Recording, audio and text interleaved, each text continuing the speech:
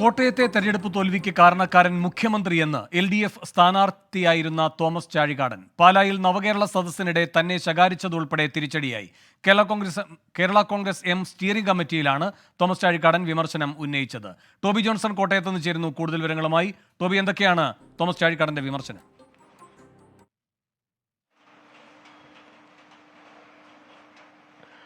ഇന്നലെ ചേർന്ന സ്റ്റിയറിംഗ് കമ്മിറ്റിയിലാണ് തോമസ് ചാഴികാടൻ രൂക്ഷ വിമർശനം ഉന്നയിച്ചത്. പ്രത്യേകിച്ചും മുഖ്യമന്ത്രിക്ക് നേരെയാണ് അദ്ദേഹത്തിന്റെ വിമർശനം മൊത്തം ഉണ്ടായിരുന്നത്. ഈ സർക്കാരിനെ നയിക്കുന്ന എന്ന ഒരു ആളെന്ന നിലയ്ക്ക് അദ്ദേഹത്തിന്റെ നിലപാടുകൾ തെരഞ്ഞെടുപ്പിൽ തിരിച്ചടിയായിട്ടുണ്ട്. അത് ഏറ്റവും കൂടുതൽ ഉണ്ടായത് കോട്ടയത്താണ് എന്ന് അദ്ദേഹം തുറന്നു പറയുകയായിരുന്നു. വിമർശനങ്ങൾക്ക് പാർട്ടി തയ്യാറാകണം, ഇങ്ങനെ മിണ്ടാതിരുന്നിട്ട് കാര്യമില്ല. കാരണം CPM വോട്ടുകൾ പൂർണ്ണമായും നഷ്ടപ്പെടുന്ന ഒരു സാഹചര്യമുണ്ട്. കഴിഞ്ഞ തവണയും അതിനു മുമ്പത്തെ തവണയും LDF സ്ഥാനാർത്ഥി തോറ്റുവെങ്കിലും അവർക്ക് ലഭിച്ച വോട്ട് പോലും ലഭിച്ചില്ല എന്നുള്ളൊരു വിലയിരുത്തലാണ് തോമസ് ചാഴികാടന് ഉള്ളത്.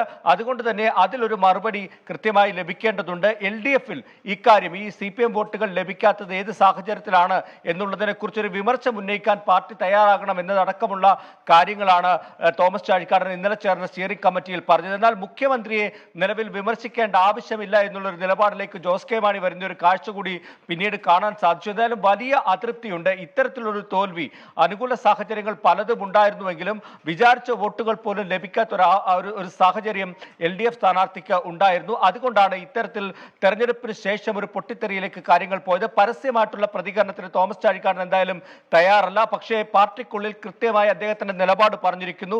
CPM വോട്ടുകൾ പോലും ലഭിക്കാത്തത് ഏത് സാഹചര്യത്തിലായിരുന്നു, അതിനെക്കുറിച്ച് കൃത്യമായിട്ടുള്ള ഒരു അന്വേഷണം വേണം, LDF-നോട് കൃത്യമായി ഈ കാര്യം പറയണം എന്നതടക്കമുള്ള വിമർശനമാണ് അദ്ദേഹം ഉന്നയിച്ചിരിക്കുന്നത്. എന്തായാലും മുഖ്യമന്ത്രിയെ നേരിട്ട് പാലായിൽ നമ്മൾ കണ്ടതാണ്. പാലായിൽ മുഖ്യമന്ത്രി നവകേരള സദസ്സിലെത്തിയപ്പോൾ റബ്ബറിന്റെയും നാട്ടിലെ റോഡിന്റെയും ഒക്കെ മൂന്ന് കാര്യങ്ങൾ മുഖ്യമന്ത്രിയോട് അദ്ദേഹം പറയാൻ തയ്യാറായപ്പോൾ മുഖ്യമന്ത്രി അദ്ദേഹത്തെ വിമർശിക്കുന്ന ഒരു സാഹചര്യം ഉണ്ടായി. അത് വലിയ ചർച്ചയ്ക്ക് വഴി. ടോബി ജോൺസണാണ് കോട്ടയത്ത് നിന്ന് വിവരങ്ങൾ നൽകിയത്.